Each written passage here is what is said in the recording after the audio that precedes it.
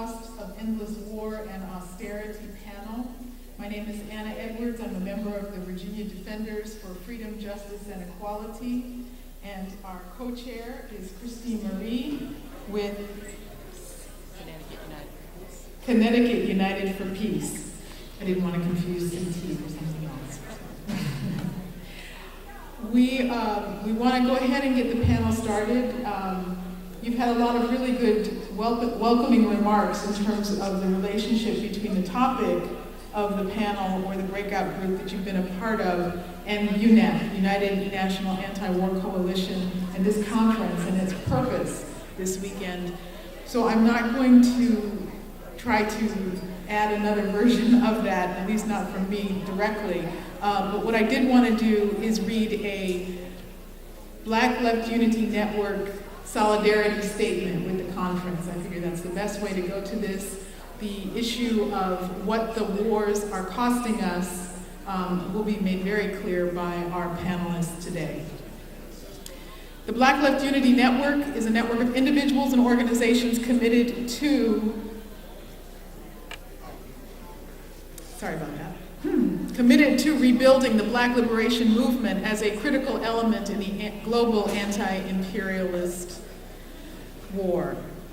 Stands in solidarity with Unac. Unac is consistent in its history of principled anti-imperialist and anti-war leadership. It has not faltered, even as other organizations and anti-war coalitions have acquiesced to jingoistic pro-war positions framed as anti-authoritarian and humanitarian interventions by the Obama administration and the anti-war left in the US. Taking clear, unequivocal anti-war positions as the bedrock of opposition to US imperialism is especially important at this critical historical moment when the militarized repressive apparatus of the US state is being mobilized to silence and to contain the growing opposition to state-sanctioned violence in the internalized colonies of this country. Important because the strategy of domestic containment and repression from Ferguson to Baltimore is only the flip side of the coin of permanent war and militarization that is at the center of the settler colonial project that is the United States. The increased reliance on war and repression reflect the desperate strategy of an empire that has lost legitimacy. As the warmongers attempt to prepare the people for more direct intervention in Syria and to condition the people to accept martial law like what we witnessed in Boston and Baltimore, it is important that the delegates and participants at Unac declare to the people of the United States and the world that there is a real anti-war movement in the United States, a movement that is not afraid to be anti-war and anti-imperialist. A movement that stands in solidarity with all those who fight and struggle for human dignity, authentic national self-determination, and a world free from exploitation and domination of any kind. In that struggle, the Black Left Unity Network stands with the United Anti-War Coalition Conference and is preparing itself for the protracted struggle to build a new world.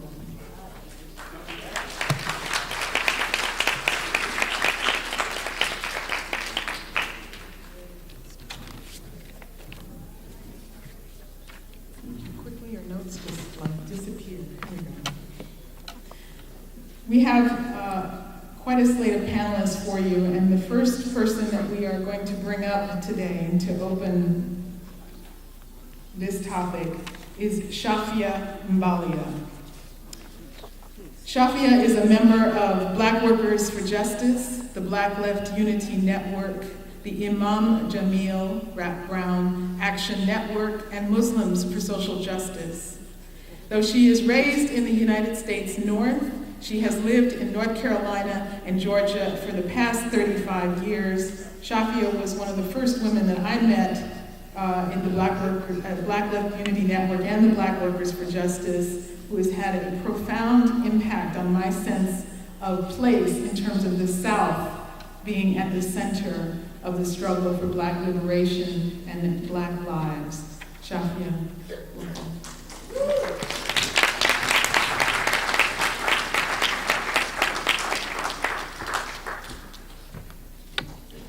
I think I need to step two.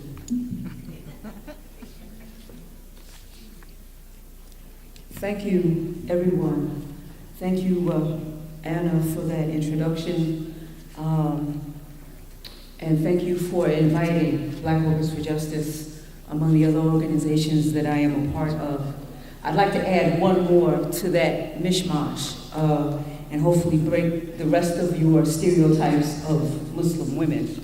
And that I'm also a labor activist, a past officer in the National Association of Letter Carriers, at least the last time I checked, because they've been trying to throw me out for fighting for democracy in my branch. And I take that as an honor.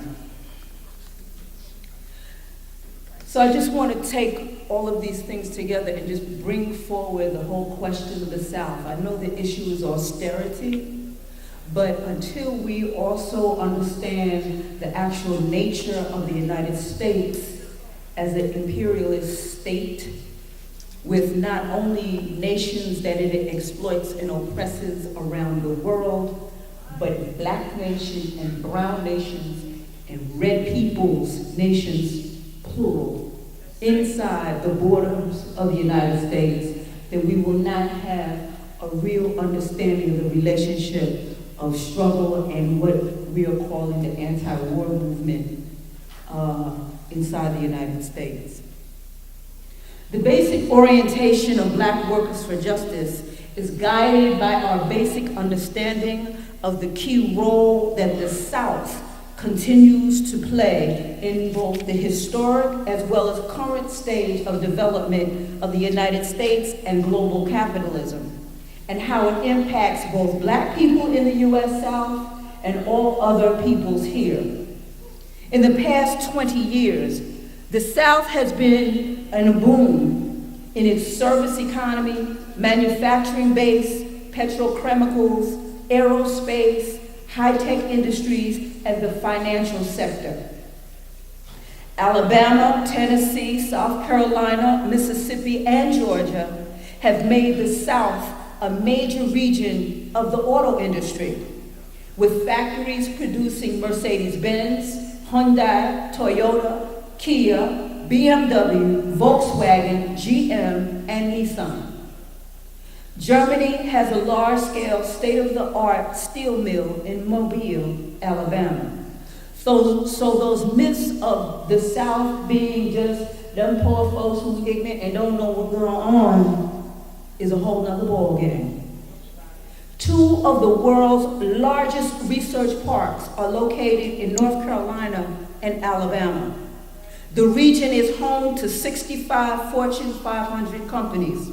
It is headquarters of major banking corporations, the Bank of America, AmSouth Bank Corporation, BBVA Compass, SunTrust Banks, BB&T, and the district headquarters of the Federal Reserve Bank of America. The U.S. South is a major region of foreign corporate direct investment and thus a major region of capitalist globalization. It contains in Charlotte, North Carolina, the second largest finance center in the world. The South's share, now get this, catch these numbers. The South's share of the U.S. gross domestic product is 31%. As a region, the combined domestic states product of $3.73 trillion makes it the fourth large economy in the world.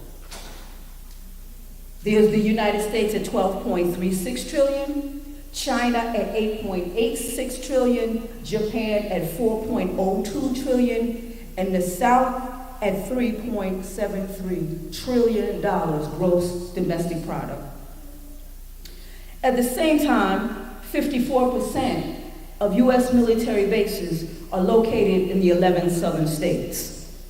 We want to include in there also the command forces for the Pentagon, CENTCOM, the Joint Special Operations Forces, the Joint Operations Forces, the largest National Guard regiment in the country, as well as the Supreme Allied NATO Command, are all located in the South. So when you want to talk about opposing the war machine of imperialism, you're talking about this is the heart of, the belly of the beast. The majority of black people, close to 57%, live in the South. The Black Belt areas where the largest concentration of blacks live, largest concentration of black people live is a long stretch of contiguous black majority and significant minority counties with major areas of underdevelopment and the more blatant forms of political suppression, disenfranchisement, and is now the major region of global capitalism. The reverse migration over the past 20 years that brought about a 5% increase in black people in the South was also a period of migration into the South from throughout the Americas. Of the 101 million people in the South, about 40% are comprised mainly of black, Native American, Mexicano, Latino, and Caribbean peoples, all victims of U.S. imperialism.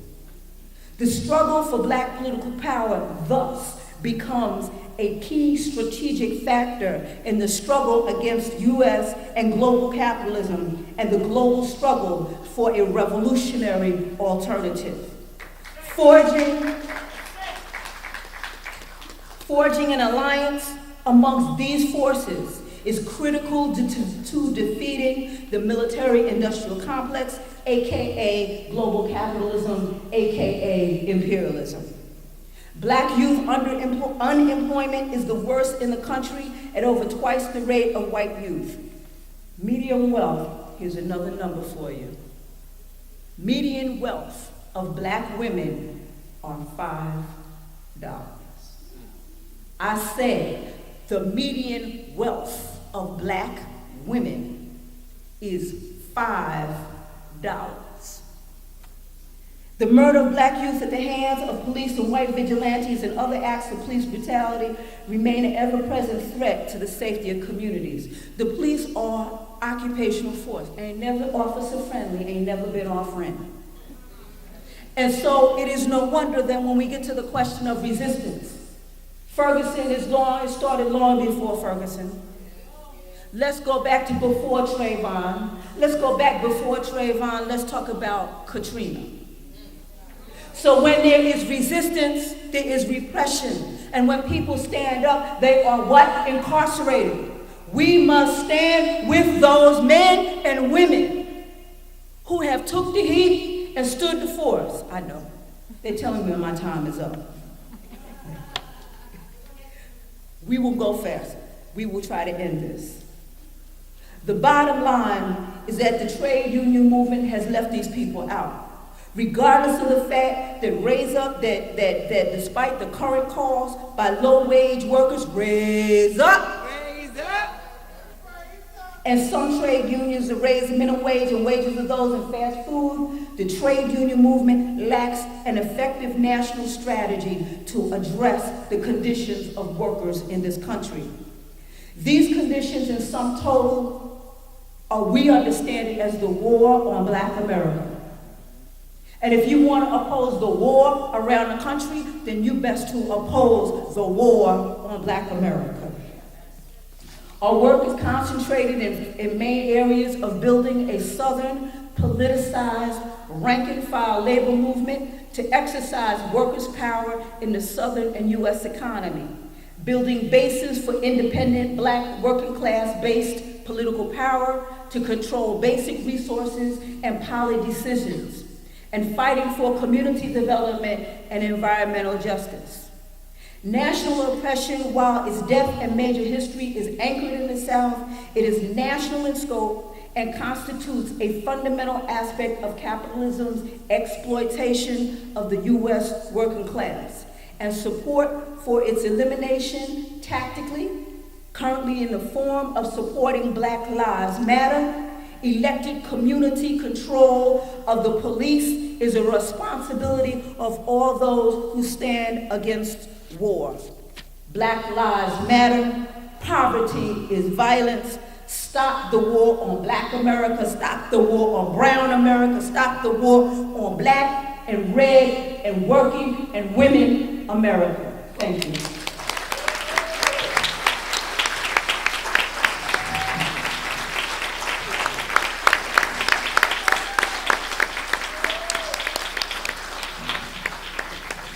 That was pretty impressive. We got a lot of impressive people on this panel. As I look over the biographies of those, I think I can say that our next speaker is eminently suited as well to talk about the relationship between the war on the Black and Latino communities and working people in the U.S. to the wars on working people abroad. Ramiro Funes is a political journalist and analyst who's written extensively about Latin America and U.S. foreign policy. He's a regular participant in the movements for workers' rights, for immigrant rights, and against U.S. intervention in New York. Let us welcome from the National Popular Resistance Front of Honduras, Ramiro Funes.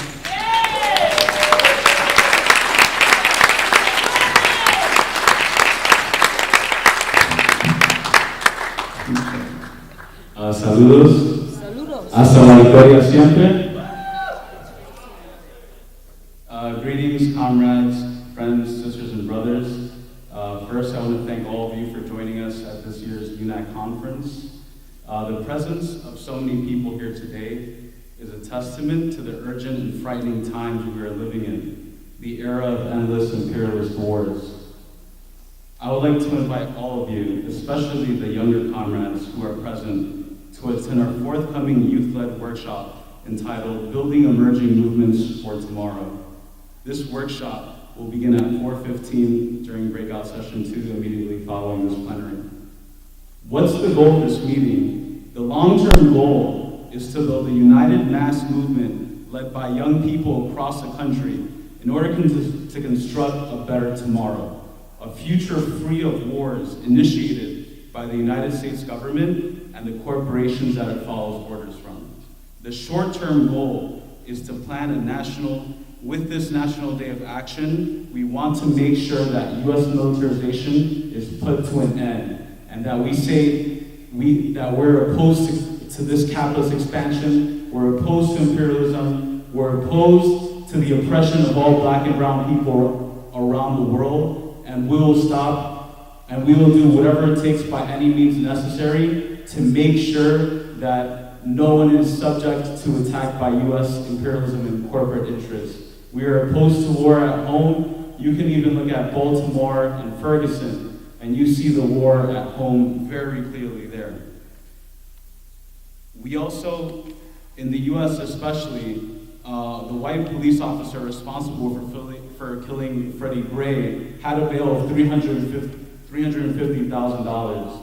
Meanwhile, the young revolutionary 8-year-old youth who was participating in destroying and breaking the police car was given a $500,000 bail. And that's completely not fair, and it's a complete double standard. So we see that very clearly. The war at home is this way to try to frighten youth into organizing. They're trying to fine us. They're trying to make sure that we don't organize and talk about these things. They want us to just focus on making money and being rich and being like them, and selling us this dream that doesn't exist anymore. The American dream does not exist. It has never existed and does not exist. It's a lie. We need to realize we're in some major crises right now. Most of the world is becoming impoverished. There's so many wars. We have to put things together. So I'm inviting youth to this conference. Let's build a youth-led movement that actually stands for the people, all people of oppressed nations, for women, for Black women, for brown women, to lead this. So this will begin right after this plenary. So thank you so much.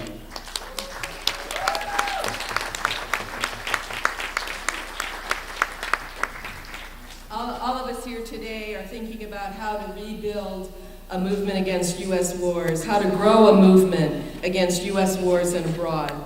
One element of that process is clearly going to be clearing the confusion. Part of that process is undoubtedly the untangling the web of lies fed to the U.S. population to explain the interventions of U.S. military operations in the Middle East, Central Asia, and Africa. One of the main and most precious resources we have in this task is Antonia Juhas. She's an energy analyst, writer, investigative journalist. She's an award-winning author, written 3 books on these topics and co-authored 6 others. She's been to Afghanistan twice, has written extensively on the role of oil and gas in the wars in those locations. In addition, she serves on the National Advisory Board of Iraq Veterans Against the War. Please welcome Antonia.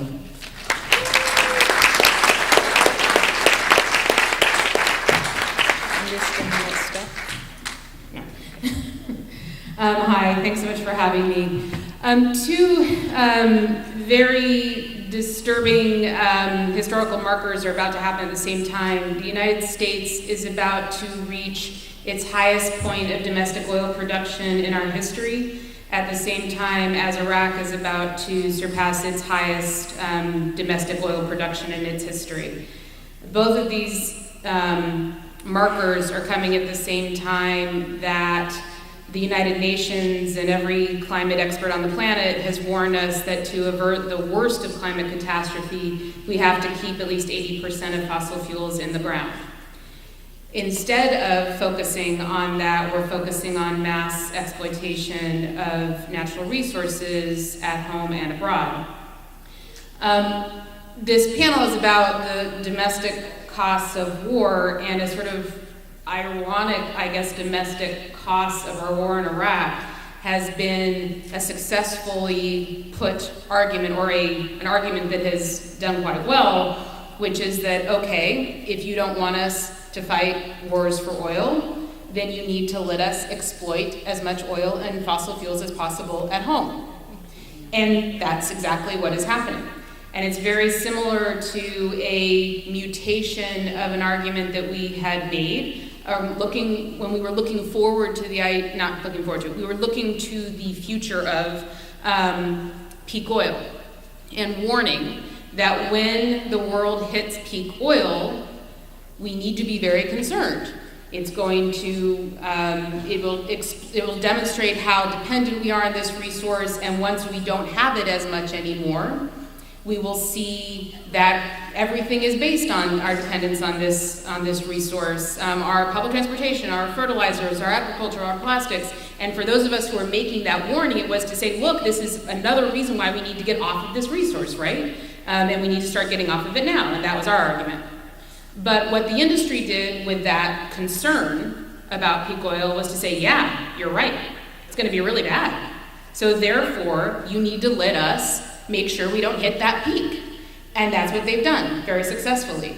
They have successfully pushed the peak further and further back, and the way they've done that is by moving into these incredibly harmful and exploited new modes of fossil fuel exploitation, ultra deep water drilling, fracking for oil in the United States, which has been a part of the heart of the domestic oil boom, exploitation of tar sands, and increased militarization and weaponization to go after the oil that is also out there. So these 2 patterns are happening simultaneously. And one of the, tragic stories of the Iraq War is that it has actually been remarkably successful, and remarkably successful at achieving one of its primary goals, which was gaining access to Iraq for Western oil companies. So for 30 years before the 2003 invasion of Iraq, Western oil companies were completely excluded from Iraq, and today every single major Western oil company is active in Iraq and producing from some of the largest fields in the world. And that access actually expanded, so they got in as a result of the 2003 invasion. But just in October of last year, one of the primary objectives of the Bush administration going into the war was passage of something called the Iraq Oil Law, which was a sort of privatization light. And the Bush administration couldn't achieve that goal but it was just achieved in September of last year under the Bush administration, under the Obama administration. After the August military intervention, Obama administration-led military intervention in Iraq, a new Iraq government was put into place, and that government has many of the people who the Bush administration had initially tried to get into higher positions in office who didn't stay put, are now in leadership positions. And one of those is Abdel Mahdi, who is now the head of the oil ministry, who has now successfully put forward this long-sought agenda of the Bush administration, which is production sharing agreements in Iraq, which is basically what was the biggest wish list of the oil industry in Iraq, and that's now been achieved.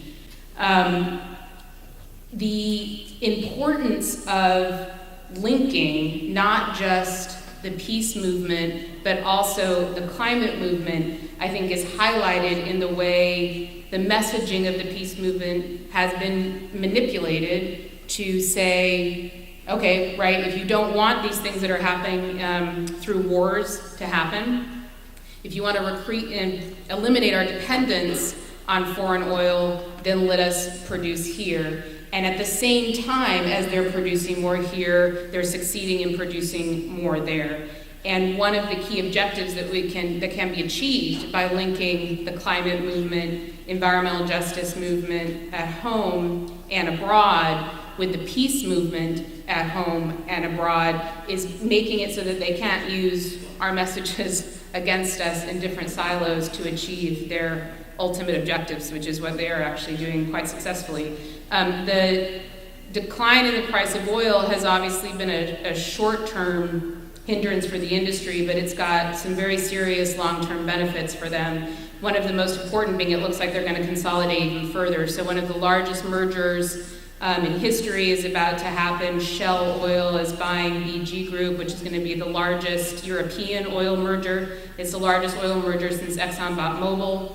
There's rumors now that Exxon is looking to buy BP, which is quite possible. That would be just a behemoth, a fairly unimaginable behemoth. And what that means is increased consolidation, increased power, increased political influence.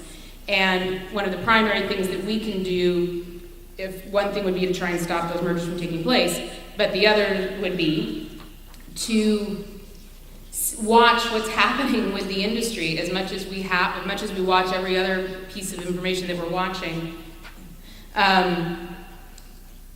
And to look at how they're manipulating our own messaging to achieve their own ends, and to grow our movements stronger, and more united by seeing the way these pieces fit together.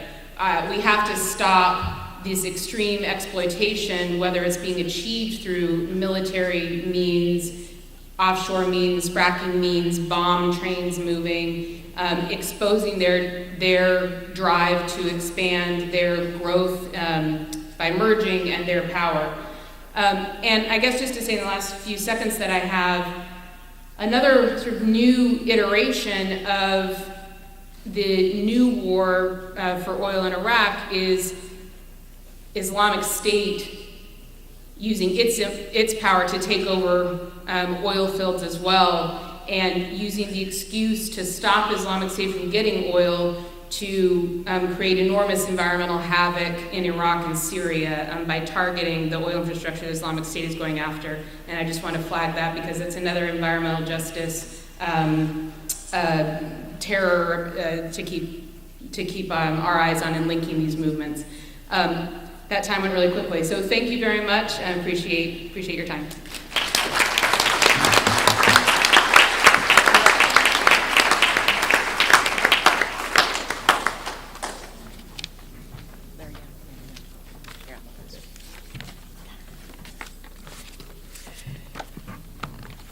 We made a quick adjustment.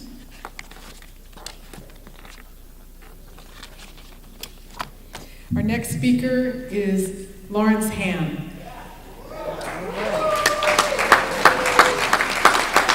He's been a relentless advocate for African American people and the cause of human rights for more than 30 years. Raised in, right up the road, Newark, New Jersey, he is a founder and current chairman of the People's Organization for Progress, which struggles for quality education, employment opportunities, access to health care, and against racial profiling and police brutality.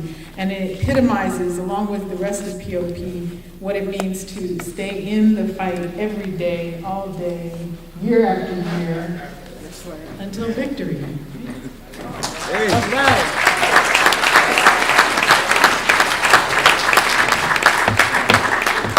Power to the people. Power to the people. Brothers and sisters, even though I would sacrifice some of my time, my conscience would not let me begin my remarks without observing that today is the birthday of one of the greatest fighters against racism and slavery, John Brown. And I think we should acknowledge this great abolitionist, John Brown, who was born May the 9th, 1800, who led an armed struggle against the enslavement of Africans here in the United States. And for that, he was hung on December 2nd, 1859, but John Brown was vindicated because ultimately it did take an armed struggle to end the enslavement. That was the Civil War, the most catastrophic war this country ever engaged in. Over 1 million Americans died in that war, but that's what it took to put slavery in the grave. And I thank John Brown for starting that great struggle against the enslavement of our people.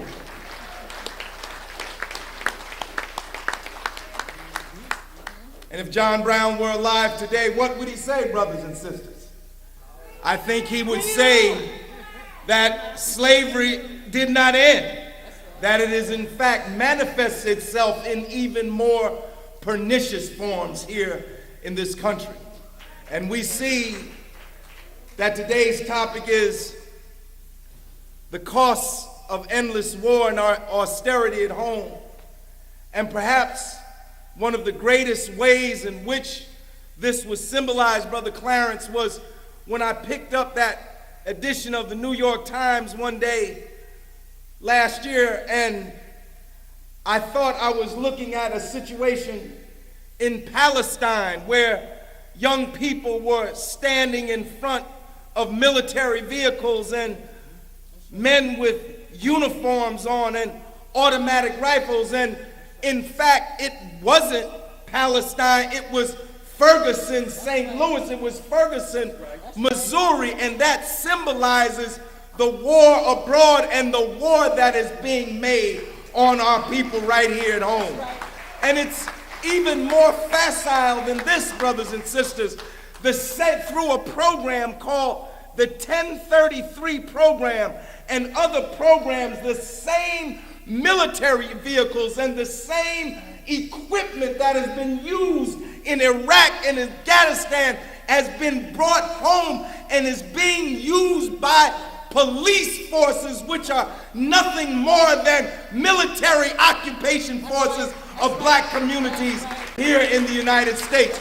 The same equipment and the same armaments being used abroad is being used at home, and the same torture techniques that have been used in Iraq and Afghanistan are used on black men in prisons and jails across the United States of America.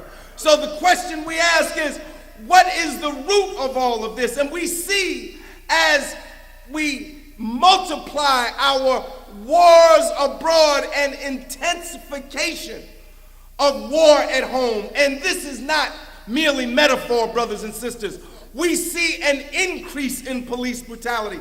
In fact, FBI figures revealed in the first 4 months of 2015 alone, over 400 people have been killed by the police here in the United States. And we have a liberation struggle going on, my friends who are here today. And that liberation struggle is not in Asia and in Africa and in Latin America. We got a liberation struggle going on right here in New Jersey, and we need your help.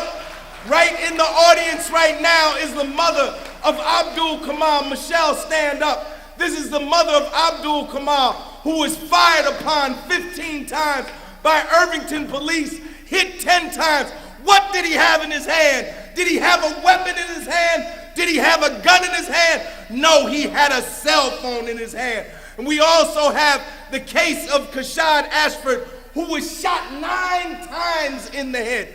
And we need you, brothers and sisters, to write and to call the U.S. Attorney to investigate, to demand a civil rights investigation into the death of Abdul Kamal. And in the case of Kashad Ashford, who was shot 9 times in the head by state troopers, we need and we want you to write and call the State Attorney General for New Jersey and demand that all documents and reports on this case be made public.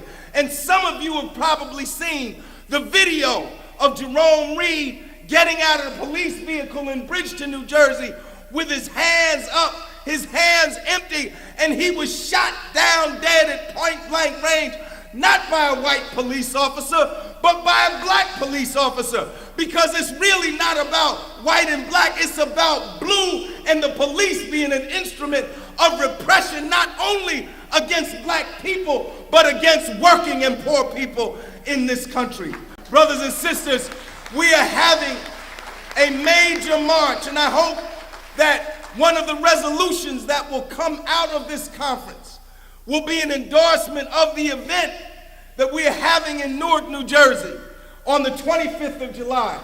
We are calling for a 1 million people's march against police brutality, racial injustice, and economic inequality. And we need as many people as possible to gather in Newark, New Jersey, to say that black life not only matters to black people, black life should matter to all people in this country. We need you. We need you. So the question is asked. The question is asked, what is the cost of endless war? What is the cost of austerity? The cost of endless war and the cost of austerity is the abrogation and the violation of our civil liberties, our constitutional rights, our civil rights, our workers' rights, our women's rights, our democratic rights. This is the cost of endless war and austerity. The cost of austerity, the closure of our factories and the export of jobs, the closure of schools, not 1 or 2, but dozens of schools at a time, the closure of hospitals, the foreclosure on homes. More people have had their homes foreclosed on in the last 5 years than in the last 50 years combined. This is the cost of endless war and austerity. And I say to you today, what is the greatest antidote to this endless war and austerity? The greatest antidote, the best medicine, is to build a people's movement in this country for the fundamental transformation of our socio-economic system and the redistribution of power and wealth, as Dr. Martin Luther King called for. The greatest antidote to this endless war and austerity is to take all of our movements, our movement against war, our movement for a clean environment, our movement against racism, our movement against police brutality, our movement for workers' rights, and to bring these movements together into one great movement that can in fact transform this system. Thank you, brothers and sisters. Power to the people.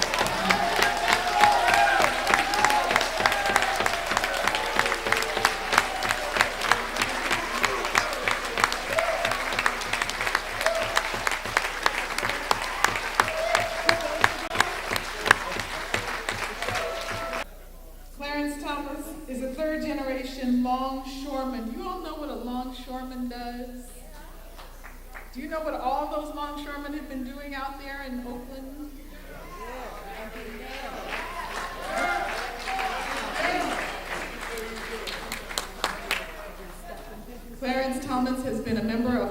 10 of the International Longshoremen Warehouse Union for 30 years, serving the union in several capacities, including multiple terms on the local's executive board. He is currently a national co-chair of the Million Worker March movement, and I'll bet he has something to say.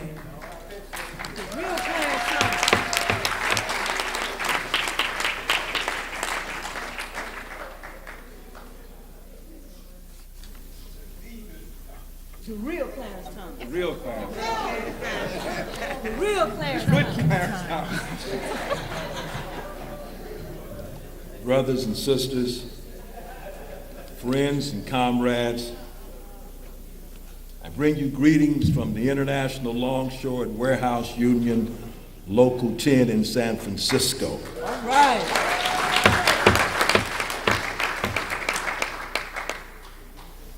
After that compelling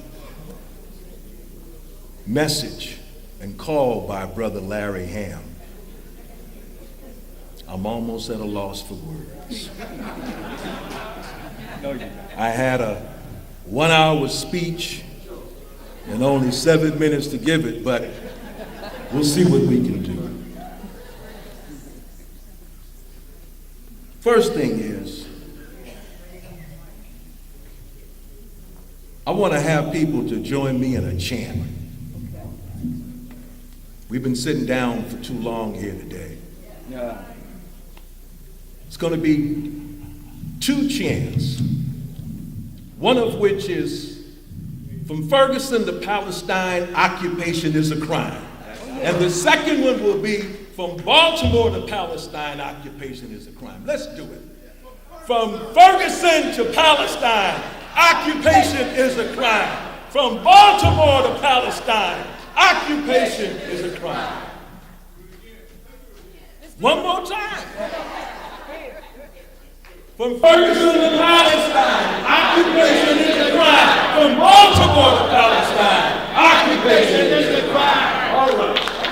Whoever was sleeping or thinking about it, they're awake now.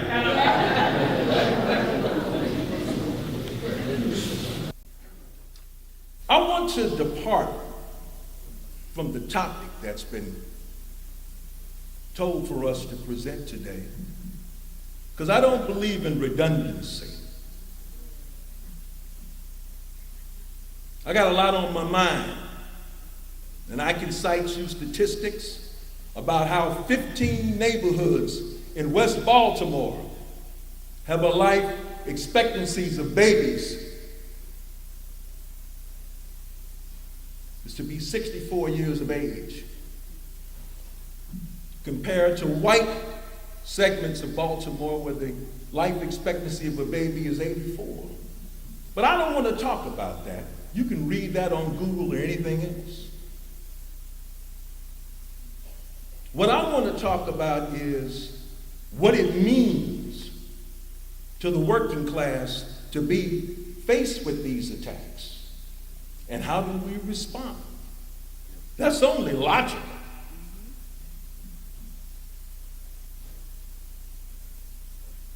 I don't want anyone to misunderstand me when I say this.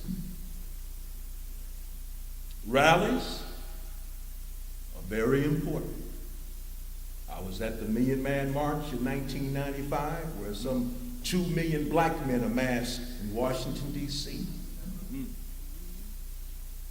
We organized the Million Worker March in 2004 in opposition to the Democratic Party and the officialdom of labor. I was at the 10th anniversary of the Million Man March in Washington, D.C.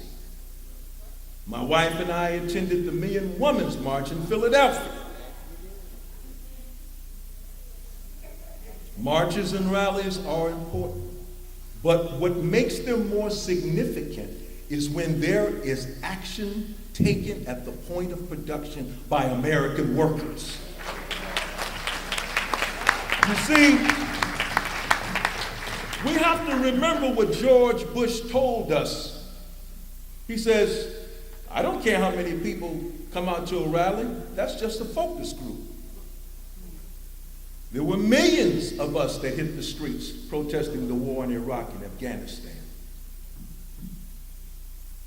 But until such time as we do things to cut off the money, interrupt commerce, which is why I am so proud of our young people who've made the call for no business as usual. That's right. This is coming from a sector of the working class that is not part of organized labor. The fastest growing sector of the working class today is black and brown and immigrant workers who are underemployed or unemployed. Walter Scott, who was shot in the back in North Charleston, was a worker. Just because he was unemployed doesn't change anything. That's right.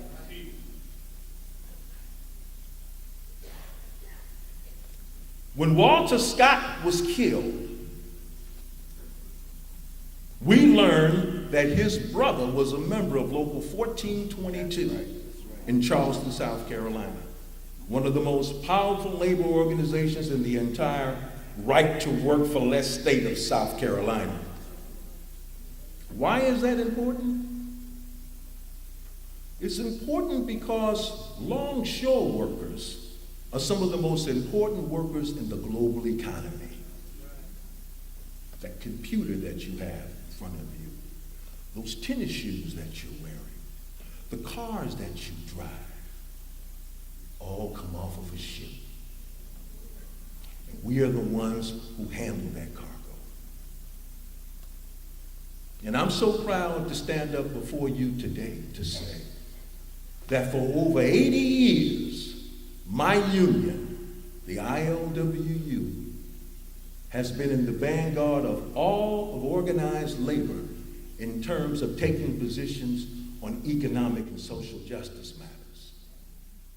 Whether or not it was in 1935 when Italy invaded Ethiopia, there was a community blockade to stop a ship from being loaded full of metals and nickel on its way to Italy. Whether or not it was in 1939, whether 1 minute and 1 minute equals to 2. Whether or not it was 1939, after Japan had invaded Manchuria, there was a blockade to stop the shipment of scrap iron to Japan. We've been on the front lines for a long time, and it ain't stopped. When Nelson Mandela got out of prison, he made a worldwide tour. And when he spoke in Oakland, he thanked the ILWU for 11 days refusing to handle South African cargo. But it ain't stopped there. We shut down 29 ports calling for justice for Mumia Abu-Jamal in 1999. But it did not stop there. Fast forward to 2010, after the Israelis, commandos killed those people from Turkey, taking humanitarian supplies.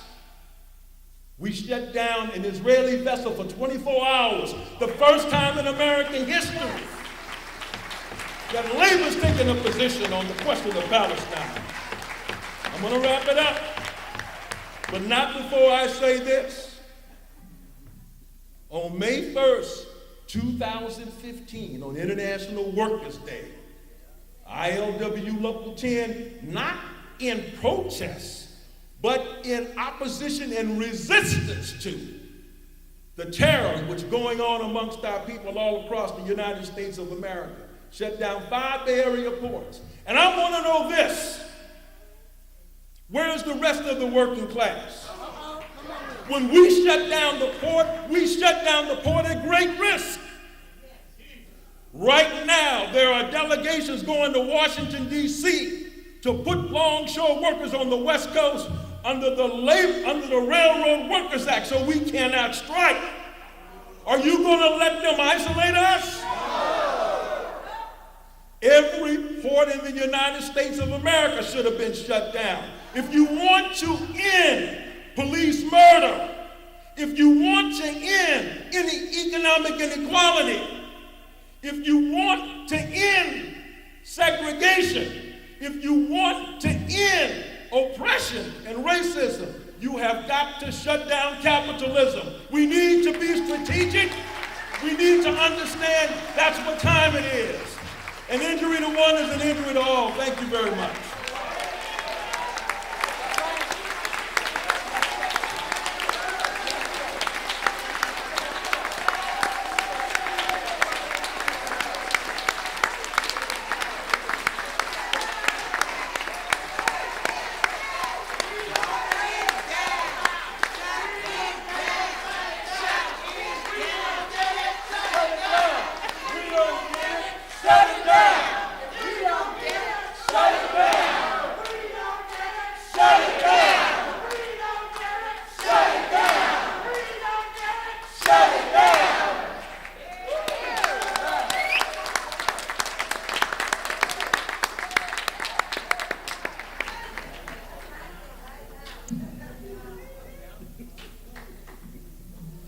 I know Rolanda is going to kill me, but we put Rolanda after those two on purpose.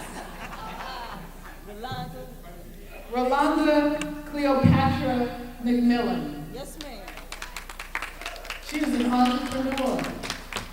She is a human and social rights activist. She is a community leader, a youth advisor, and a member of the Defenders for Freedom, Justice, and Equality to Our Honor.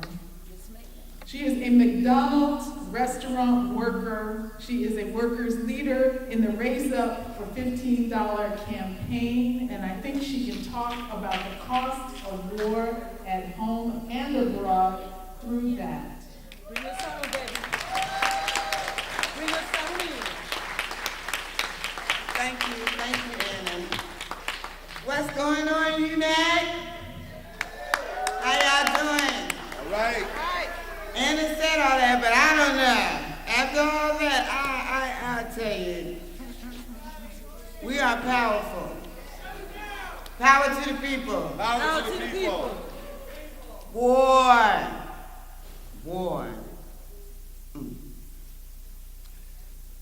Worldwide, all types of war. All types of war everywhere, all over this planet Earth. What is the war for? What is it for? And why? 9 times out of 10, it's based on greed and the id. And what is the id? The ego. All you college people, y'all know what ID is. But I say no! I say no! Freedom is given by the Creator to all of us. So we are what? Fighting ourselves. And therefore fighting against nature. Becoming not natural. It's cause and effect. We end up with nothing but death and destruction. No justice, no peace.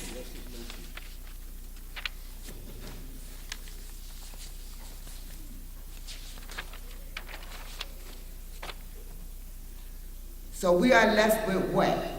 Capitalism. All over with the people everywhere, all over the world. Instead of living on the earth for all the people and sharing everything and enjoying the world and growing, we end up being fight for your own rights. We are all equal. There are no big, there are no small. Communicate. What we got to do is we got to communicate, adapt, enhance, and get out there and grow. We can have it all if we do it together.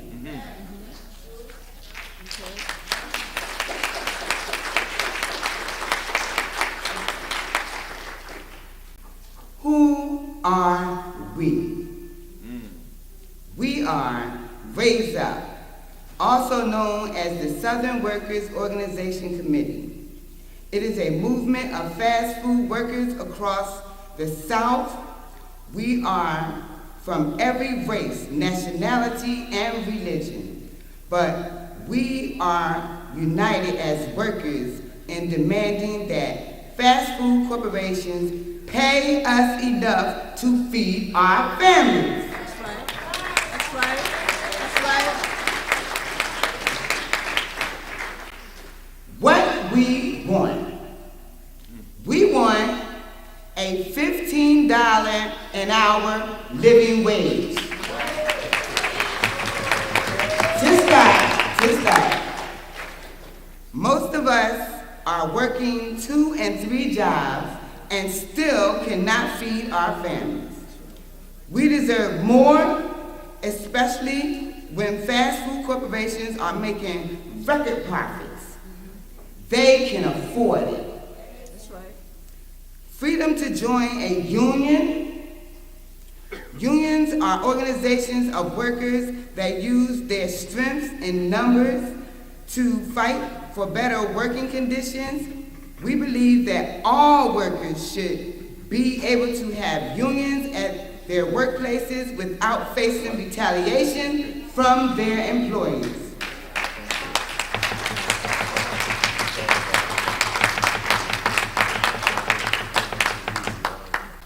Dignity and respect. Dignity and respect. Fast food workers is one of the most difficult jobs in America. We want to be treated and get the respect that we deserve.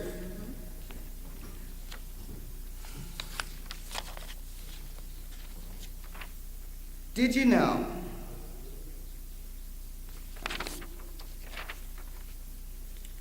that means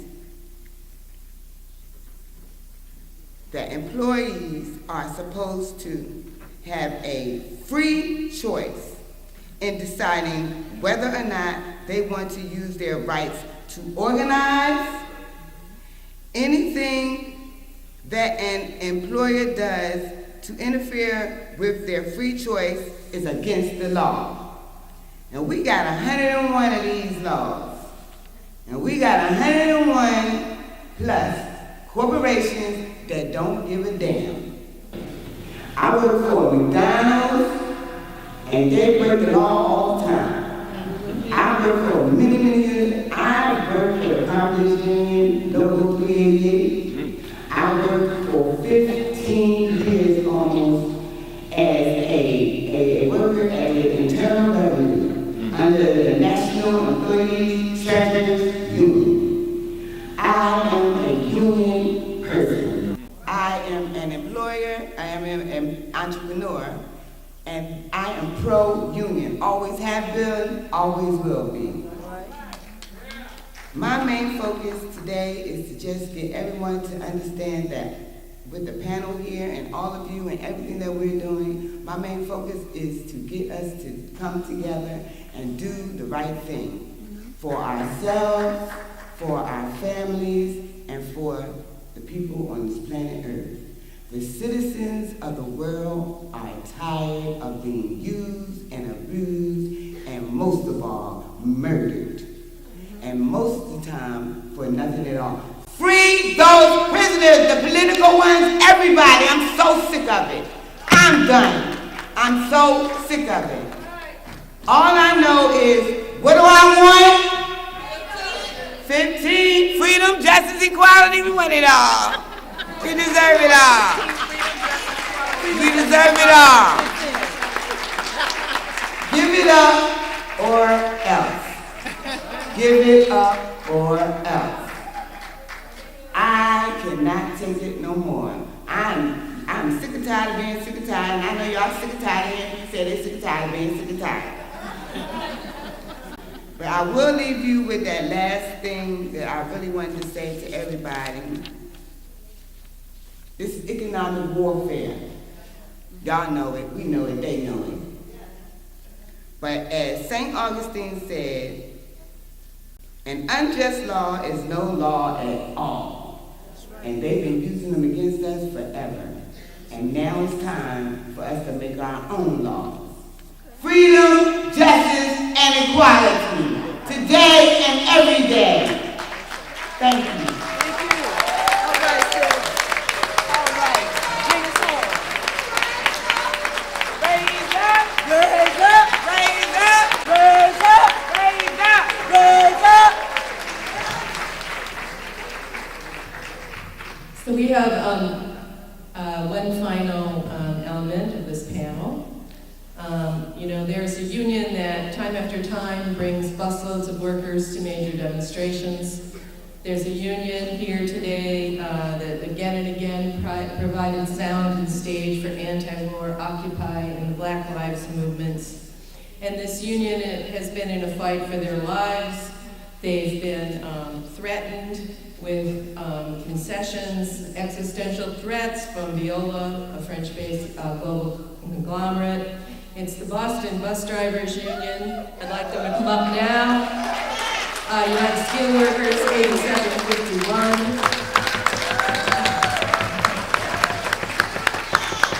Now, they tried to stop this union by firing four of its leaders. The rank and file responded to that threat by electing those four fired leaders in a solidarity election this week, saying no.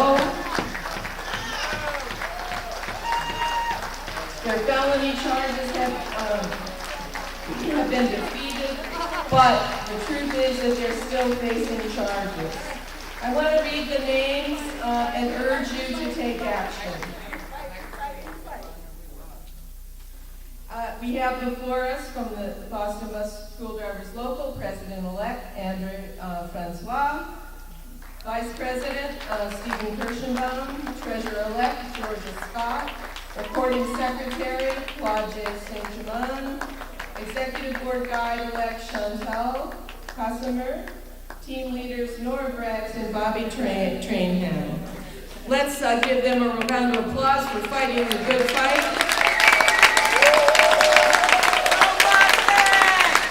And we urge all of you here who learned about their case today or are being inspired to call the Mayor Walsh in Boston. He can order the fired union workers rehired, and I'm sure you can find out more about it outside.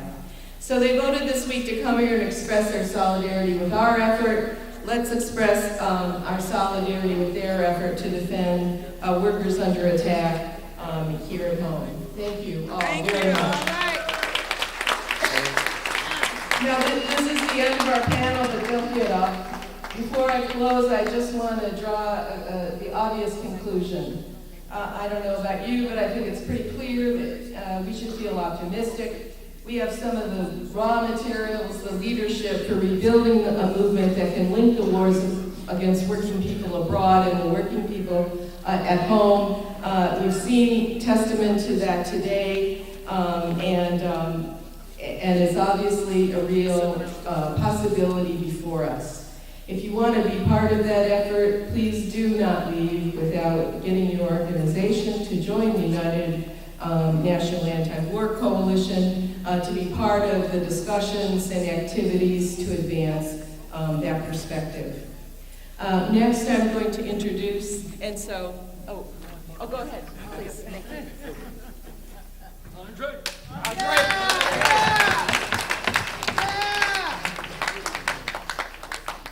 Thank you. Good afternoon.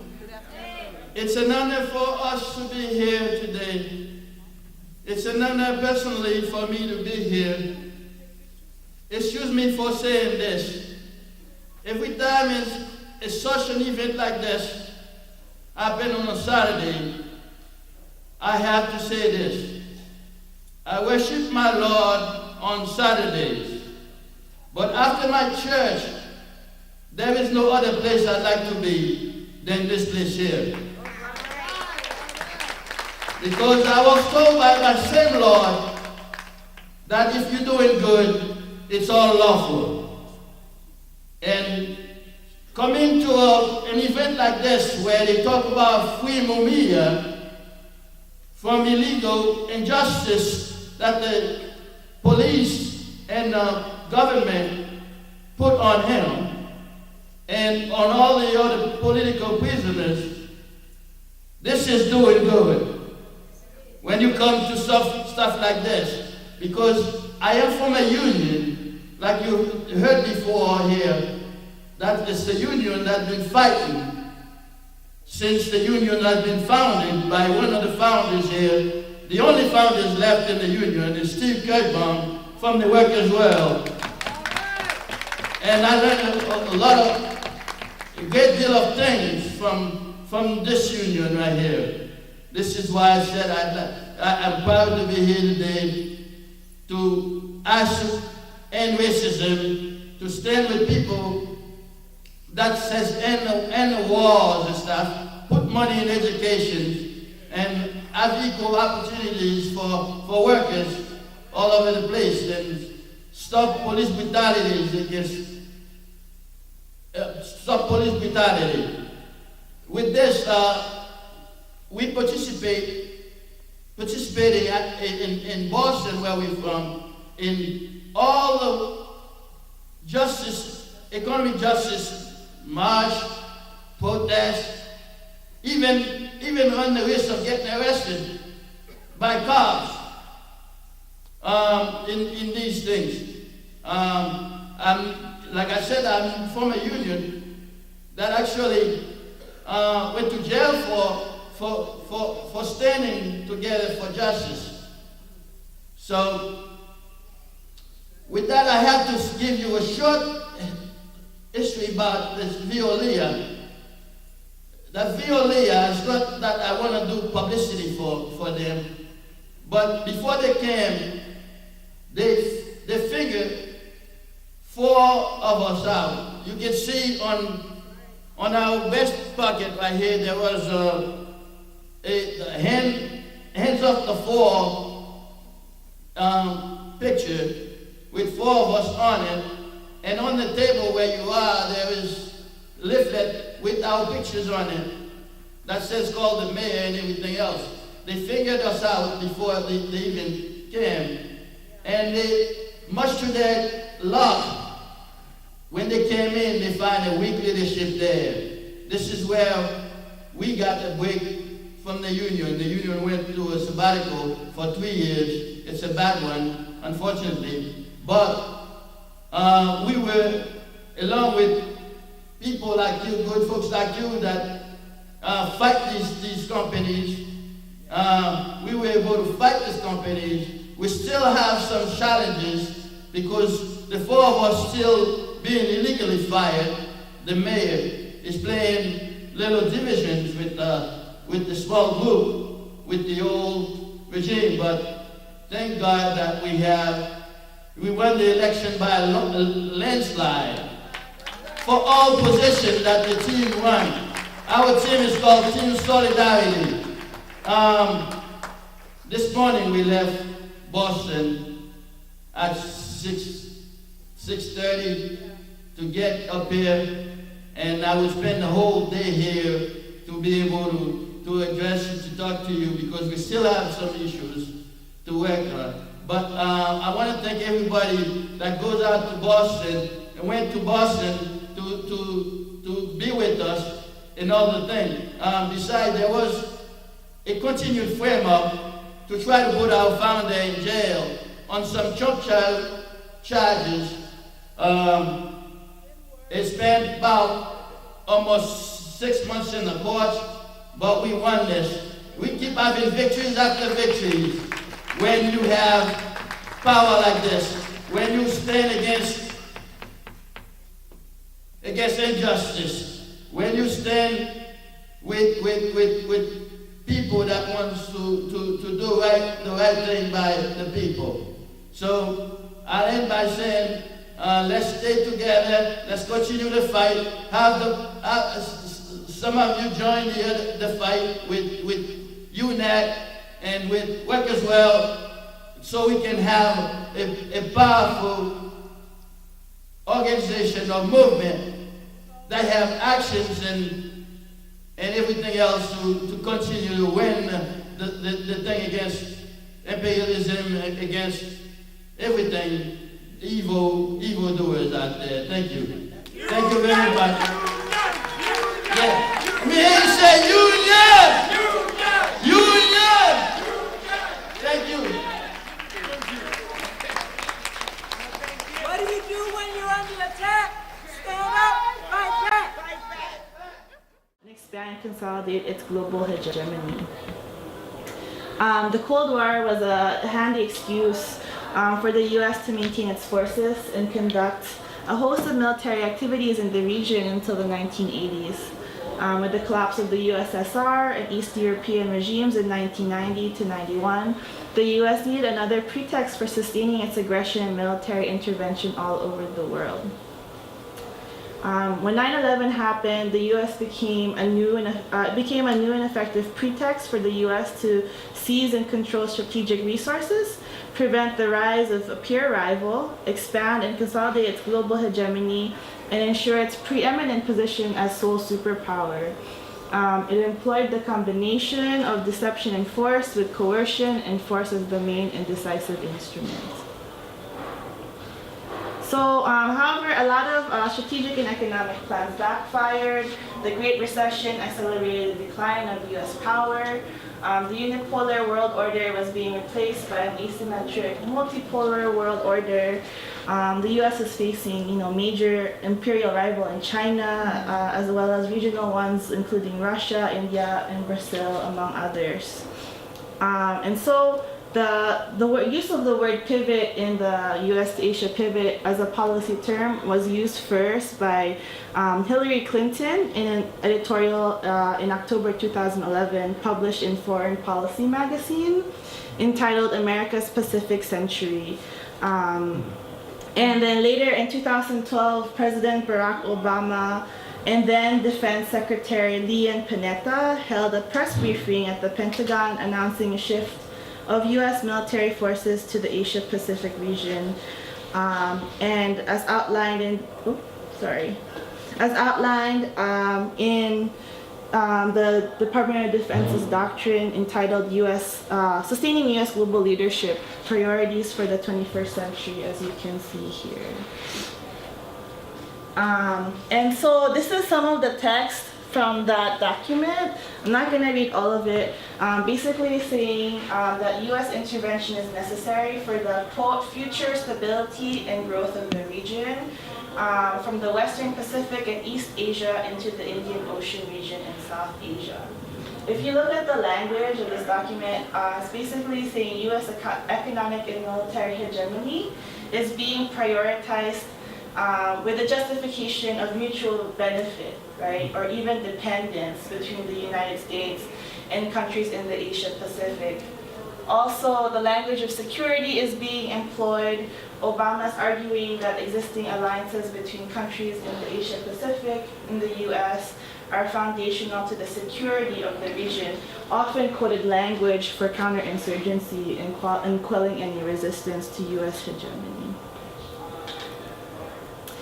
So this is some quotes from a speech Obama had to Australian Federal Parliament in 2011, again announcing the decision to shift attention to the, quote, vast potential of the Asia-Pacific region. So you can see here he's saying, oh, the Asia-Pacific is critical to achieving my highest priority, and that is creating jobs and opportunity for the American people. Basically spinning it, being like, oh, we need to do this, this will help us.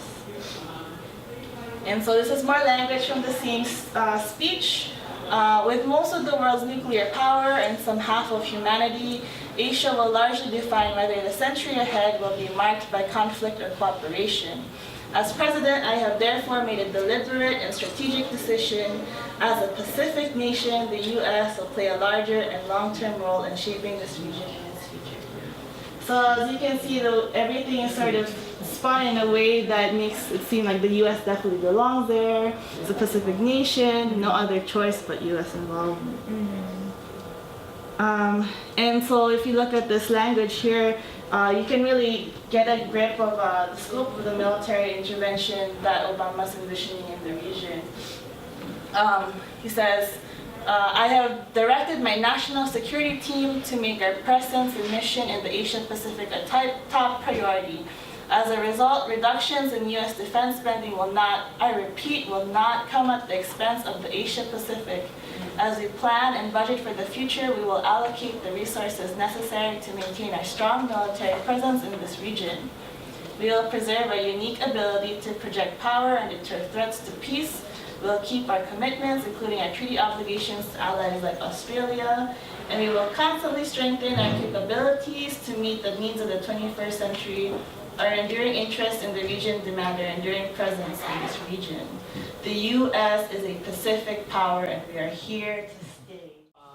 To establish a training facility at Volk Field for drones, and if the state of Wisconsin accepted that money, they would have to kick in money so that the state was involved too, like the National Guard, to be a part of this training facility. And the state put up the money. I happened to be in Wisconsin in that summer of 2011.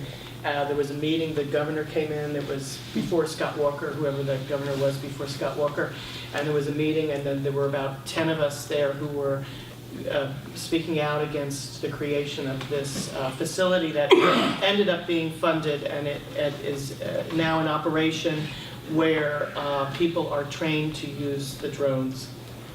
So that was in the summer of 2011.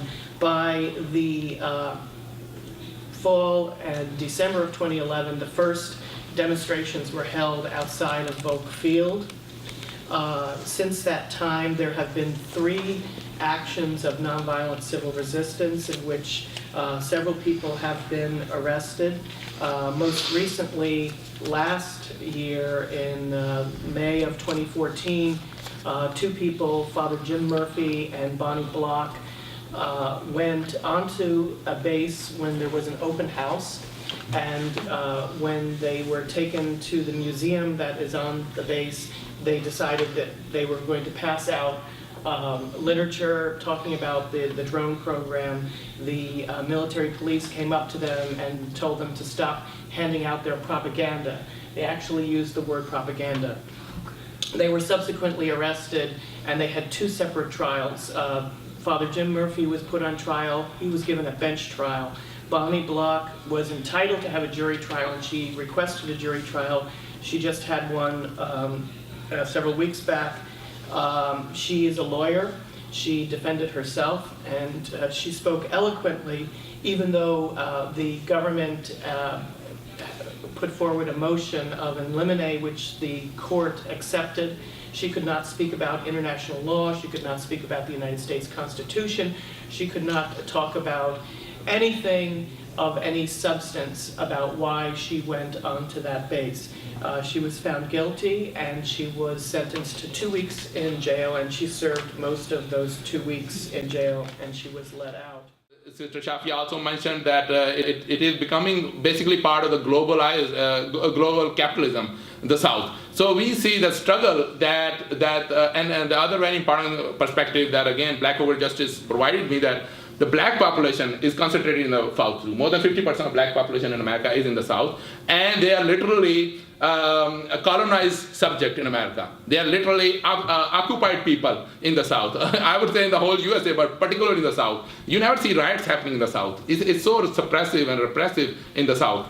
So we see the black liberation movement is the critical movement in the South, especially, to basically overturn imperialism and capitalism. And I will read basically, this is a passage from Black Left Unity that they circulated, that we must always remember that the state and its repressive apparatus represents the interest of the racist, colonialist, imperialist, capitalist elite, and true justice can be won by eliminating the current structure and social relationships.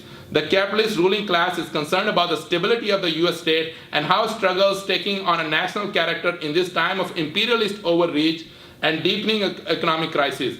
Domestic uprisings have the potential to alter the global balance of forces politically and militarily by isolating US imperialism and lowering the morale of US troops engaging in imperialist wars and aggression throughout the world.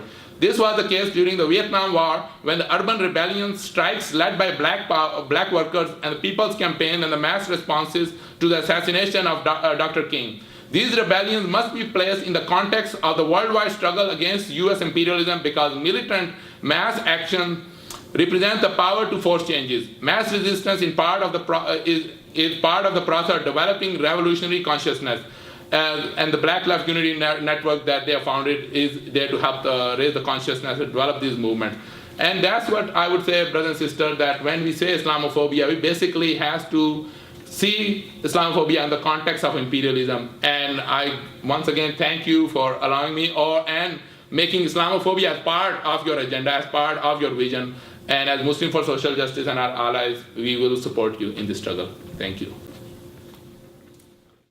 $3.6 million that Pat gave up when he left the military to join, when he left the Arizona Cardinals to join the military.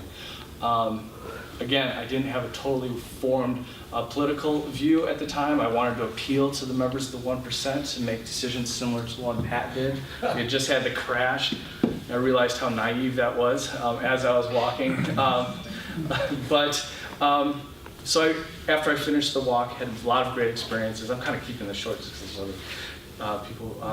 And so I got back and I retraced my steps via history books, and I found conscientious objectors of a different sort throughout history. I walked where Nat Turner had his uprising. I walked where Ida B. Wells wrote her anti-lynching papers, where the San Patricio Battalion refused to fight the Mexicans in the Mexican-American War and lay down their weapons.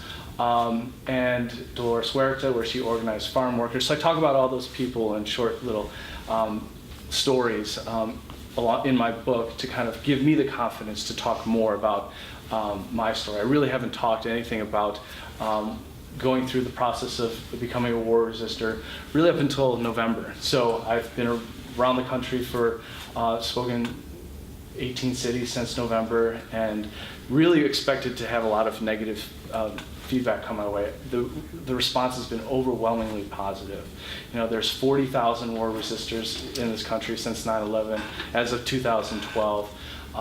People are coming together, and I think we really need to encourage more soldiers to talk about the realities of the war, you know, because I think if that type of thing happened more often, people who are currently considering signing up for the military would question it. I live in Chicago. Final point, we have 10,000 students as JROTC, signed up for JROTC. 50% are Black and 45% are Latino.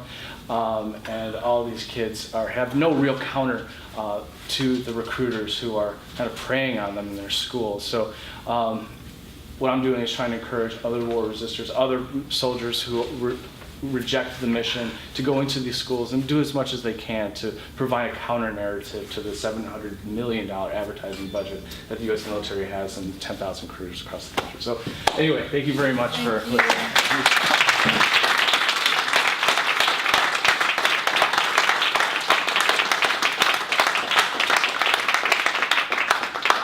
So if any of you all are needing a speaker in your city to go to the high schools, you know, there are a lot of towns that are really fighting back against ROTC in junior high and high schools and in colleges. And to have somebody that's just come right out of the military to be there to give the good, the bad, and the ugly is the most effective way at all. Have you a website then, Roy Fanning? RoryFanning.org if you're interested in having me come out. Good. What I'm looking to do. Great, good, thank you.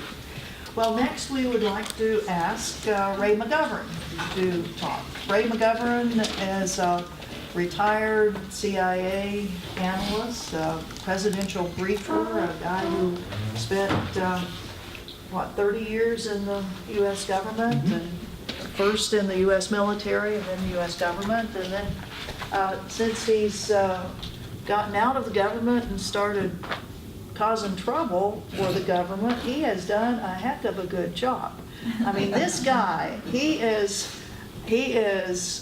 on the go all the time. He is going to various places. He is trying to get a ticket to go into where the war criminals go to speak. the war criminals like Dick Cheney, like Donald Rumsfeld, like who was the latest? Petraeus, the latest one, Petraeus, yes. And this guy, nice-looking guy, doesn't look dangerous to me, but he now has, the State Department has BOLO. BOLO, be on the lookout for Ray McGovern. This guy, if you need some late night reading or early morning reading, he's got about a new article every 12 hours. I have never seen so much writing coming out of one person, and actually good writing. He is a real treasure that we have with us in challenging our government's policies. Ray McGovern.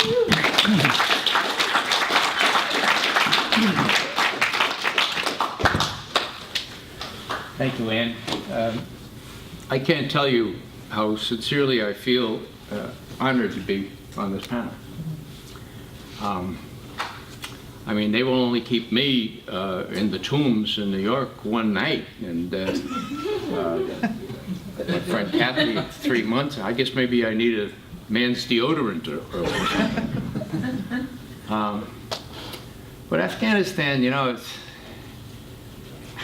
the literature on Afghanistan, for anybody who takes the trouble, is copious. And you know, since I have 10 or 12 minutes this time, I think I'll do a brief review of history and go back to, say, Alexander the Great. Now, why do they call Alexander the Great? Well, because when he moved his armies through Central Asia, got through India, and said, hey, I hear there's good stuff in China, I could get China too. Then he had the presence of mind to call a council of war, and his generals, they said, now, okay, where's China? He says, there. Where? Oh, over there. And they looked at those mountains and they said, you know, those mountains are pretty high. And then they started taking casualties along their flanks. These Afghan people, you know, they really don't get it. They don't like people coming into their territory. And so they started taking, so long story short, the Council of War says, you know, let's get the hell out of here and go back to Central Asia. We know what we're doing. Let's not sacrifice our armies to this kind of stuff, no matter how much wealth is in China. Now, that's what they call Alexander the Great. Several centuries later, the British, which British always know better, you know, and their empire. Yeah, I remember when my Irish grandfather took me aside. I was only 12, and he said, "Now, Raymond, you know why they say the sun never sets on the British Empire, do you not?" And I said, "Yeah, I know." He said, "You don't know. Well, sit you down, and I'll tell you. The sun never sets on the British Empire because the good Lord would never trust the British in the dark."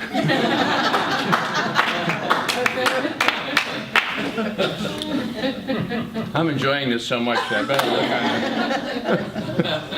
All right, so the British go to their armies there, and they lose armies, you know, coming back from Afghanistan. You'd think that people would know better than try to go into Afghanistan. Well, the British were a little slow at that, as they are many things, and they lost a lot of things. Now, Kipling, to his credit, and when this all happened, said, you know, he had a little poem or a little madrigal or something, and it might have been called The Wisdom of the Christian White.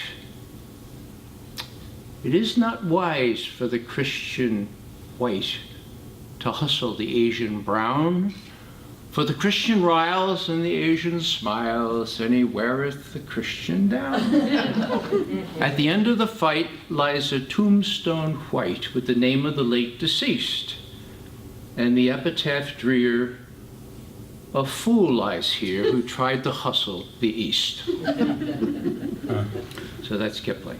Now, we talked about the generals who won't go away. Well, we talked about Petraeus, my good friend who had me beat up at this 92nd Street Y. Well, they won't go away, will they? I mean, Alexander the Great was the last good general that went away, you know? Well, with one exception, and that is General McKiernan, who used to head our forces in Afghanistan. And when he saw what was going on, he said, look, he says, you give me a couple 100,000 folks, and I might be able to subdue part of it. But short of that, we don't need any surge, okay? Surge is not what I want. No surge. What happened to McKiernan? Cashiered. Oh, why do they need a surge? Because Obama needed a second term. It's that simple. Obama should be on this shirt. That's why. So we had a surge of troops at Afghanistan. Wasn't that wonderful, you know? 140,000, I think, at its top. And they really prevailed really well, didn't they? You know, what really gets me is that here's another general, Eikenberry. Now, Eikenberry is a general with a PhD. There's another general, my friend Petraeus, got a PhD. In the Bronx, we used to call that, stands for piled higher and deeper, okay? Now, McKiernan knew better. He had tried to train the Afghan troops, and he knew how that went, and so they made him ambassador in Kabul, okay? And Petraeus was going to be in charge of the army there, okay? Now, what happens? Well, Obama says it's 2009. I said during the campaign, first campaign, that Afghan was a good war, so I'm hoisted on that petard.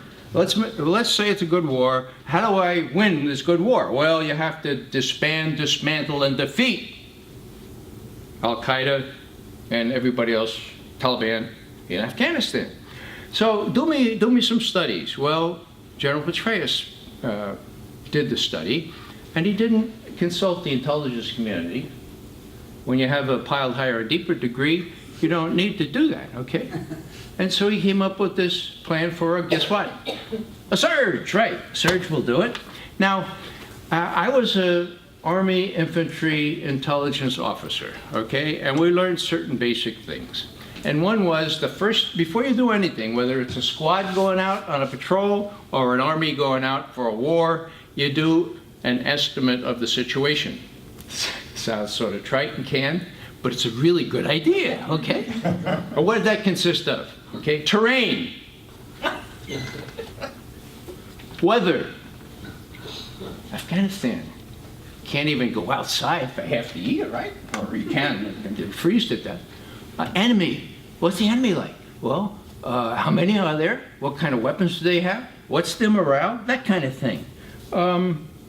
Numbers, how many are there? And then the last one, which was really all important, locks. Any infantry officers here? Well, locks, okay. Well, locks is not, locks and bagel like in the Bronx. Locks stands for lines of supply and communication. Lines of communication and supply. If you ain't got locks, you ain't got a campaign, all right? Now, what's the line of communication and supply, or at least supply? Well, you ship all the material to San Diego, and then you ship it down to Pakistan, and you unload it, and you take it over to it takes about 6 months for a rifle to get down into the Kandahar Valley, you know? At what cost? Well, lots of people make a lot of money on that, okay? And then, are they secure? Ain't no security there. The Pacs can turn that off like that, which they did. So what do we do? How do we get our material out of there now? Well, we take it through Uzbekistan and Russia. Well, that's really secure, isn't it? I'll bet that's costing a pretty buck. So what I'm saying here is that I feel ashamed as an infantry officer to stand here and tell you about these clowns, Eikenberry, Petraeus, who went to the same infantry officers. Well, no, they went to West Point. I went to Fort Benning, okay? We learned these things, and how they could advise the president, no matter what his political needs were, to go ahead with this surge is beyond me. They should be put in prison. Yes. Yes. Now, I'll say this for Eikenberry, at least when all this was going on, and he saw that Petraeus was sort of fixing the deck here, and Petraeus was leaking to the press, And Petraeus was saying, you know, we're going to need at least, you know, 30, 40,000 troops to surge. And also Obama said, oh gosh, you know, what am I going to do here? Gosh, you know, the military. So Obama folds, right? Well, what's this going on? Eikenberry, to his credit, I suppose, sends 2 NODIS cables. Now, NODIS is pretty, you know, distribution, no distribution. What does that mean? It only goes to the named addressees, right? And what does it say? Well, it says, you know, I know what you're hearing from Petraeus, but, you know, from my point of view, number one, I try to train these clowns. They're not going to be trained to kill their cousins. That's just the way it is, okay? These indigenous, that's what we call them in the Army, these indigenous are really, really strange because they won't kill their cousins or their brothers, okay? Now, number 2, you got a problem with resupply. Number 3, Karzai is not a suitable partner. Those were his words. What does that mean? You can't work with this clown, you know? Karzai was, of course, in charge.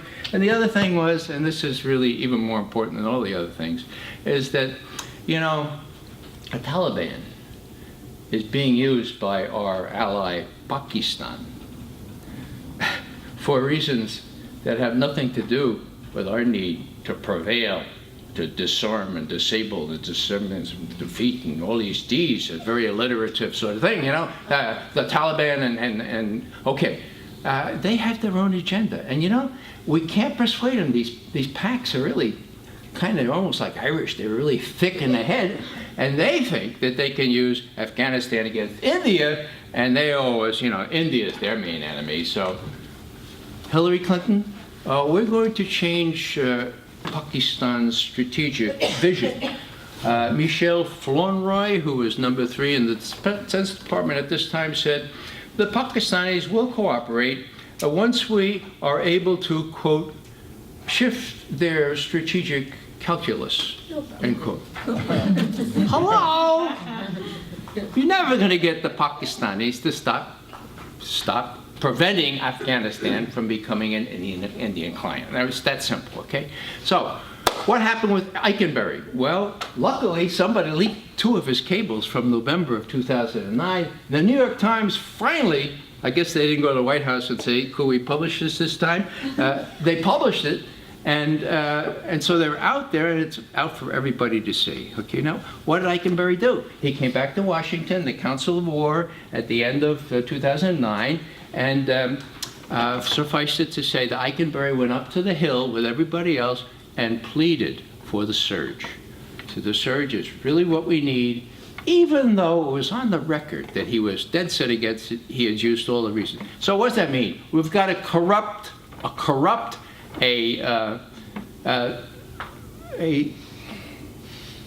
what's the antonym for courageous? Cowardly military. Okay? I mean, these guys, I don't know, maybe it's something in the water or the Pentagon or something, but these are guys that are beyond the pale. Now, I'll just finish by saying, what do we do about that? Anybody from the West Coast here? All right, Eagleburger, Eikenberry, okay, teaches at Stanford. He's a pile higher, deeper guy. You know, he's got an Asian studies degree, and he knows a lot about Afghanistan, and he told the truth. But then when the president and everybody else, Petraeus, said, you better not tell the truth anymore, he toddled up to the Hill and said, oh, we really need this surge. He has it in his conscience. If he has a conscience, we ought to give him one. And there should be people outside his office at Stanford saying, how do you explain your behavior? How do you explain another 1,000 U.S. troops dead because of your pettifoggery, because of your legerdemain, because of all your stuff, acting like a U.S. general. So I think there are things we can do. The last thing I'll say, and this is really the last thing I'll say, is I was at Columbia School of Journalism just about a year and a half ago. And it came out that one of the drones, I think, is built by Westinghouse, or at least, and the Westinghouse guy who's in charge of this lives, an hour out of New York City. And so people say, oh, we have his address. And so they tell his address. Now, 40 years ago, immediately in the back of that room would have formed a whole coterie of students. Say, all right, why don't we get this bus to go out to this address in Morristown, New Jersey to demonstrate in front of this guy's house. I looked, there was nobody back there, okay? So it's really up to us to sensitize people, especially younger people. Look, this has happened before, we know what it's like. We need to listen to folks like are on this panel and do our job. We have the Fifth Estate, the computers and the internet and web. Now, that's a tool that we need to, people my age and younger, need to learn to exploit even better than we do. And in the long run, we're going to prevail because even though the major media is disguising all this stuff and putting out untruth, we need to guide young people to where they can get the truth. And that's what's so wonderful about seeing young people here and being able to hold this thing and to have it taped for further reference. So thanks for listening to me, and I look forward to your questions.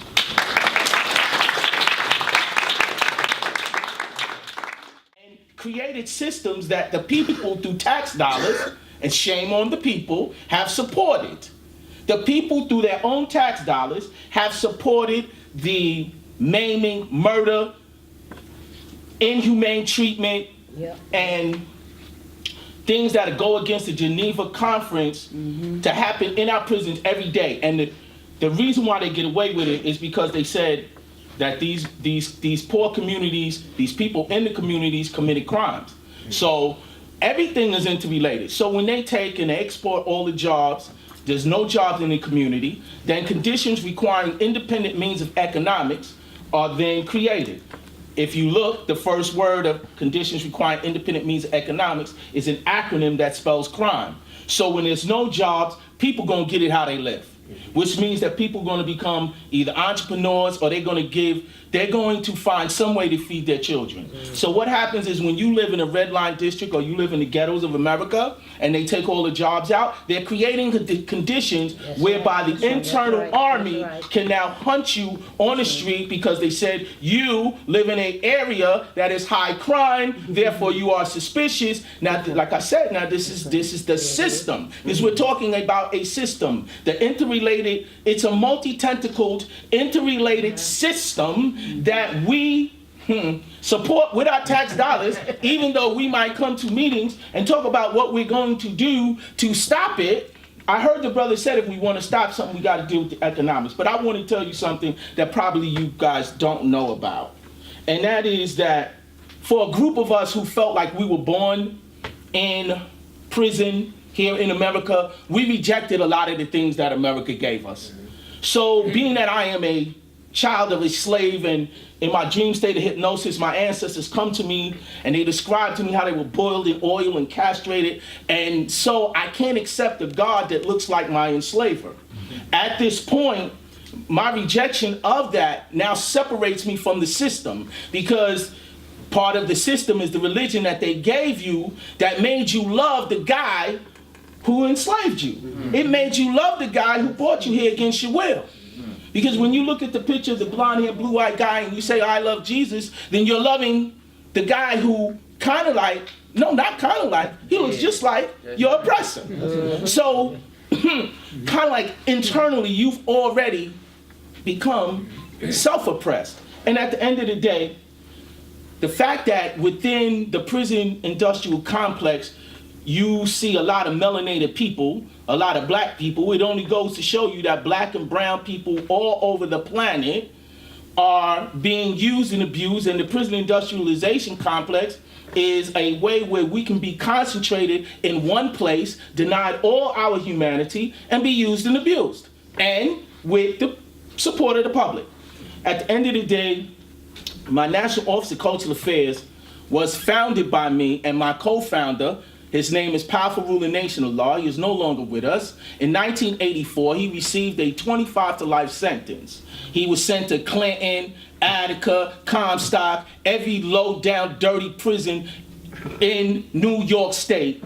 And after 27 years, they released him. But to show you the industrial complex, he was in prison for 27 years working for free and contracted mesothelioma. So 2 years after he came home, he died because it ate up his lung. And so the anger and the need to create change, because we're all change agents if we in fact take the things that we talk about and get a plan of action so that we can do something about it. My National Office of Cultural Affairs is co-founded by myself. I don't have the support of any group or organizations outside of what I co-founded. But when I get on the phone and I call Anthony Annucci, who used to be the head counsel of the New York State Department of Correction, he's going to talk to me. They said, oh, that's, how are you doing, sir? And you want to know why? It's because we took a proactive approach to our liberation as far as we could, because I represent the nation of gods and earths. And the unique thing about us is this, and I know you people probably did not know it, is that right now, within prison, we are being put into isolation, like my brother Understanding Self has been in the room for 18 years. And they said he can't come out the room until he says that Allah is not God. So in other words, they're now trying to, it's almost like George Orwell's The Thought Police. But these are experiments that take place inside of the prison industrial complex so that they can then translate it out into general society. Right. So when you talk about medical apartheid, or you talk about how our political prisoners are being denied medical access, that is because it's the same thing out here in our poor communities. If you look at what Baltimore said, they only had one source where they could go get drugs for grandma. That one CVS in that poor, run-down community. And I know I don't got no time, but I just want to complete my thought, because at the end of the day, the work that I'm doing, right, I do it nationally. In 2003, federal court downtown, we brought the New York State Department of Corrections on trial. Anthony Annucci was the head counsel. It was the case of Maria versus Broadus, because Broadus was the commissioner at that time. And for the first time, the Nation of Gods and Earths, commonly known as the 5%, were able to get our day in court. Because at the end of the day, they control the system that they created. However, if you know how to maneuver, we came with a 1983, and we filed it, and then when we filed it, we got past all of their motions to dismiss and summary judgment, and we got our trial in downtown New York City. We won our case, but through the court of public opinion. And this is where I get ashamed of my people. The New York Daily News and all of the papers told the judge that she did a criminal act. How dare you allow a black supremacist group to have freedom of thought even within prison? Now, the reason why they called me a black supremacist group is because I rejected the religion of my enslavers. It is my right.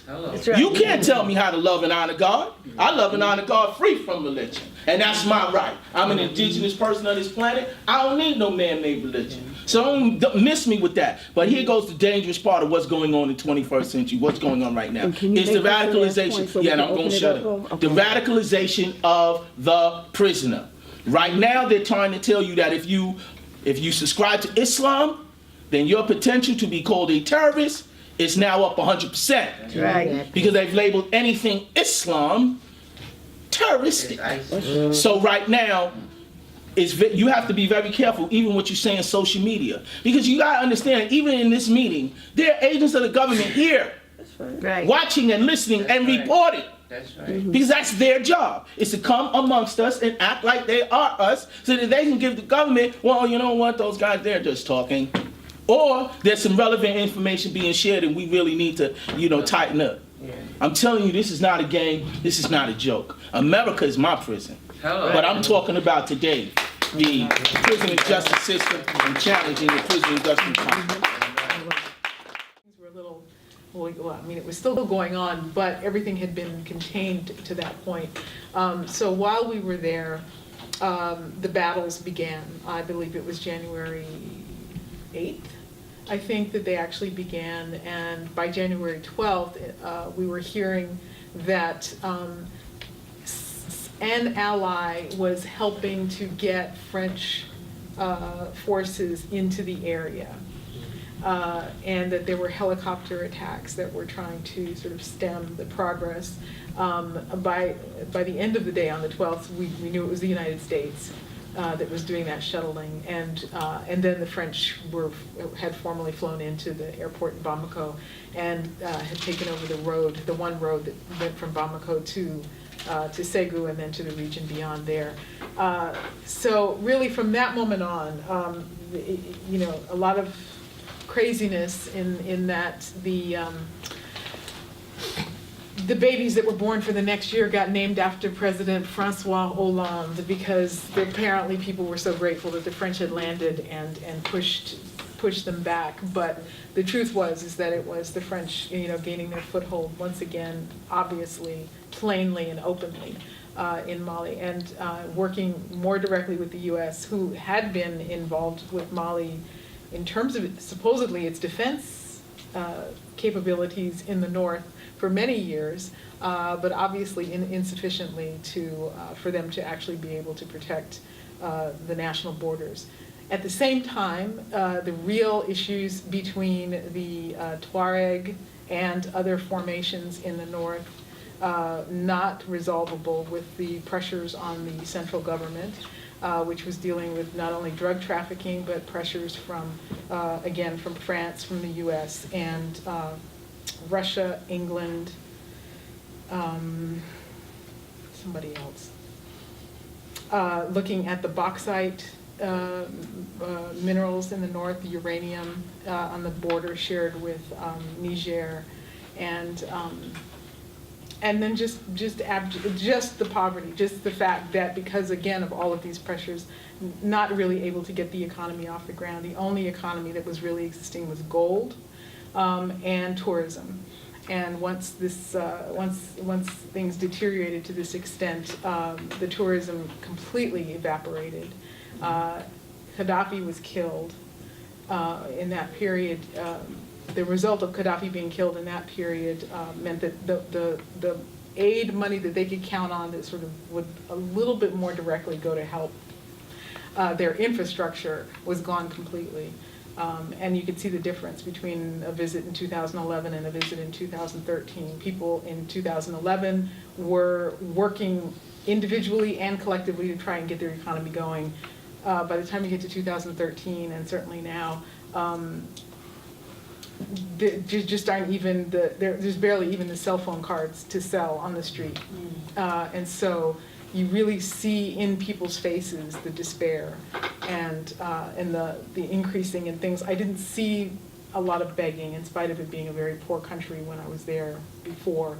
And in 2013, you saw families on the street in Bamako, in the capital city, doing that. So I know that they're sort of trying, and they're giving a face of trying and having national elections.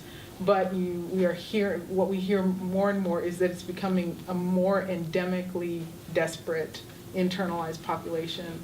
And when I hear you all talking about the youth in Africa, I think I haven't heard of a really strong left force of any kind in Mali, like at all. I mean, people have said to me quietly it's there somewhere, but it's not functioning, that you can tell. And but what you are beginning to hear is the younger people growing up in this period, going from being 15 to being 20, beginning to have a stronger sense of how very wrong things are. So there are a lot more demonstrations, a lot more activity. There's also a lot more criminal activity on the street than there was before. There's real concerns about sort of gangster cultures beginning to develop. So it's a mess. I mean, unfortunately, it's just a mess, and I think it really is it is a clusterfuck of forces that have been at work for a long time, and that have resulted in a country that is probably truly going to have some kind of revolution in order to push out the external forces that just have its tentacles in every direction that you turn. It's very sad. Thank you. Thank you very much, Anna. So we want to have some interaction with